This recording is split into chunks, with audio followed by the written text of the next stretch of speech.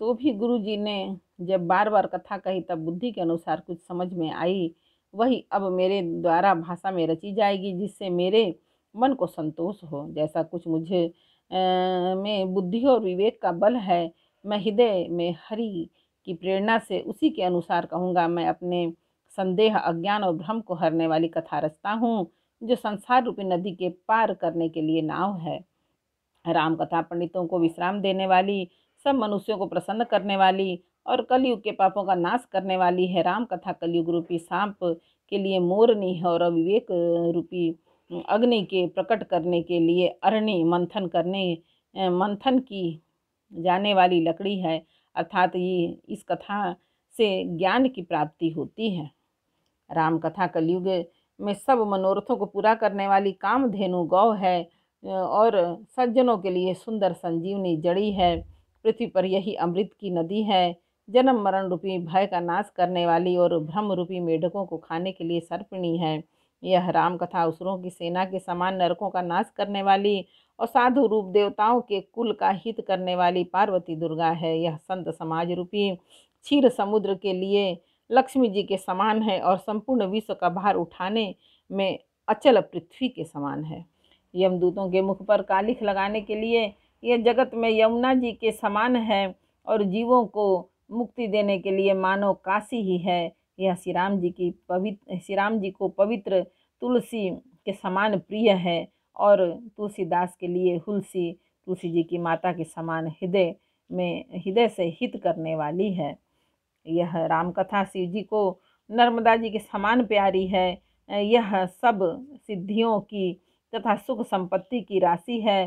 सद्गुण रूपी देवताओं से के उत्पन्न और पालन पोषण करने के लिए माता अदिति के समान है। श्री रघुनाथ जी की भक्ति और प्रेम की परम सीमा सी है। तुलसीदास जी कहते हैं कि राम कथा मंदाकिनी नदी है, सुंदर निर्मल चित्रकूट है और सुंदर स्नेह ही वन है, जिसमें श्री सीता राम जी विहार करते हैं। श्री रामचंद्र जी का चरित्र सुंदर चिंतामणि है और संतों की सुबुद्धि रूपी स्त्री का सुंदर श्रृंगार है। श्री रामचंद्र जी के गुण समूह जगत का कल्याण करने वाली और मुक्ति, धन, धर्म, परम धाम को देने वाले हैं।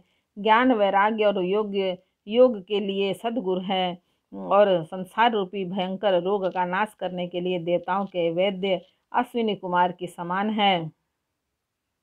ये सीता राम जी के प्रेम के उत्पन्न करने के लिए माता पिता हैं और संपूर्ण व्रत, धर्म और नियमों के बीज हैं। पाप, संताप और शोक का नाश करने वाले तथा इस लोक और परलोक के प्रिय पालन करने वाले हैं। विचार ज्ञान रूपी राजा के सूरवीर मंत्री और लोभ रूपी अपार समुद्र के सोखने के लिए अगस्त मुनि हैं। भक्तों के मन रूपी वन में बसने वाले काम, क्रोध और कलयुग के पाप रूपी हाथियों के मारने के लिए सिंह के बच्चे हैं। शिव जी के पूज्य और प्रीतम अतिथि हैं और ददिता रूपी दवानल के बुझाने के लिए कामना पूर्ण करने वाले मेघ हैं। विषय रूपी सांप का जहर उतारने के लिए मंत्र और महामणि हैं। ये ललाट पर लिखे हुए कठिनता से मिटने वाले बुरे लेखों, मंद प्रारब्ध को मिटा देने वाले हैं।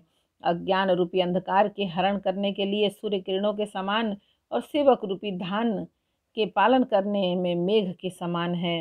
मनोवांछित वस्तु देने में श्रेष्ठ कल्प वृक्ष के समान हैं और सेवा करने में हरिहर के समान सुलभ और सुख देने वाले हैं।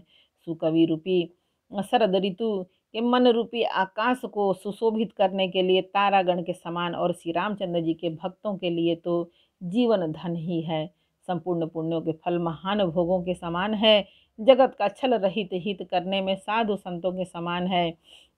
सेवकों के मन रूपी मान सरोवर के लिए हंस के समान और पवित्र करने में गंगा जी के तरंग मालाओं के समान है। श्री राम जी के गुणों के समूह कुमार्ग, कुतर्क, कुचाल और कलयुग के कपट, दंभ और पाखंड के जलाने के लिए वैसे ही हैं जैसे ईंधन के लिए प्रचंड अग्नि। रामचरित पूर्णिमा के चंद्रमा की किरणों के समान सभी को सुख देने वाले हैं, परंतु सज्जन रूपी कुमुदनी और चकोर के चित्त के लिए तो विशेष हितकारी और महान लाभदायक है। जिस प्रकार श्री पार्वती जी ने शिव जी से प्रश्न किया और जिस प्रकार से शिव जी ने विस्तार से उसका उत्तर कहा, वह सब कारण मैं विचित्र कथा की रचना करके गाकर कहूँगा। जिसने यह कथा पहले न सुनी हो, वह जिसे सुनकर आश्चर्य न हो, जो ज्ञानी इस विचित्र कथा को सुनते हैं और यह जानकर आश्चर्य नहीं करते कि संसार में राम कथा की कोई सीमा नहीं है, राम कथा अनंत है, उनके मन में ऐसा विश्वास रहता है नाना प्रकार के श्री रामचंद्र जी के अवतार हुए हैं और 100 करोड़ तथा अपार रामायण हैं। कल्प भेद के अनुसार श्री हरि के सुंदर चरित्र को मुनीश्वरों ने अनेकों प्रकार से गाया है। हृदय में ऐसा विचार कर संदेह न कीजिए और आदर सहित प्रेम से इस कथा को सुनिए। श्री रामचंद्र जी अनंत हैं, उनके गुण भी अनंत हैं और उनकी कथाओं का विस्तार भी असीम है। उनके जिनके विचार निर्मल है वे इस कथा को सुनकर आश्चर्य नहीं मानेंगे। इस प्रकार सब संदेहों को दूर करके और श्री गुरु जी के चरण कमलों की रज को सिर पर धारण करके मैं पुनः हाथ जोड़कर सबकी विनती करता हूँ, जिससे कथा की रचना में कोई दोष स्पर्श न करने पावे। अब मैं आदर पूर्वक श्री शिव जी को सिर नवाकर श्री रामचंद्र जी के गुणों की निर्मल कथा कहता हूँ। श्री हरि के चरणों पर सिर रख कर संवत 1631 में इस कथा का आरंभ करता हूँ। चैत्र मास की 9वीं तिथि मंगलवार को श्री अयोध्या जी में यह चरित्र प्रकाशित हुआ। जिस दिन श्री रामचंद्र जी का जन्म होता है, वेद कहते हैं कि उस दिन सारे तीर्थ वहाँ अयोध्या जी में चले आते हैं। ना असुर नाग पक्षी मनुष्य मुनि और देवता सब अयोध्या में आकर श्री रघुनाथ जी की सेवा करते हैं और बुद्धिमान लोग जन्म का महोत्सव मनाते हैं और श्री राम जी की सुंदर कीर्ति का गान करते हैं। सज्जनों के बहुत से समूह उस दिन श्री सरयू जी के पवित्र जल में स्नान करते हैं और हृदय में सुंदर श्याम शरीर श्री रघुनाथ जी का ध्यान करके उनके नाम का जप करते हैं। वेद पुराण कहते हैं कि श्री सरयू जी का दर्शन, स्पर्श, स्नान और जलपान पापों को हरता है। यह नदी बड़ी ही पवित्र है, इसकी महिमा अनंत है, इसे विमल बुद्धि वाली शास्त्री जी भी नहीं कह सकते। यह शोभायमान सी अयोध्यापुरी श्री रामचंद्र जी के परम धाम की देने वाली हैं, सब लोकों में प्रसिद्ध हैं और अत्यंत पवित्र हैं। जगत में अंडज, स्वेदज, उद्भिज और जरायुज 4 खानी प्रकार के अनंत जीव हैं। इनमें से जो कोई भी अयोध्या जी में शरीर छोड़ते हैं वे फिर संसार में नहीं आते, जन्म मृत्यु के चक्कर से छूटकर भगवान के परम धाम में निवास करते हैं। इस अयोध्यापुरी को सब प्रकार से मनोहर, सब सिद्धियों को देने वाली और कल्याण की खान समझकर मैं इस निर्मल कथा का मैंने इस निर्मल कथा का आरंभ किया, जिसके सुनने से काम, मद और दंभ नष्ट हो जाते हैं। इसका नाम रामचरितमानस है, जिसके कानों से सुनते ही शांति मिलती है। मन रूपी हाथी विषय रूपी दवानल में जल रहा है, वह यदि इस रामचरितमानस रूपी सरोवर में आ पड़े तो सुखी हो जाए। यह रामचरितमानस मुनियों का प्रिय है। इस सुहावने और पवित्र मानस की शिव जी ने रचना की।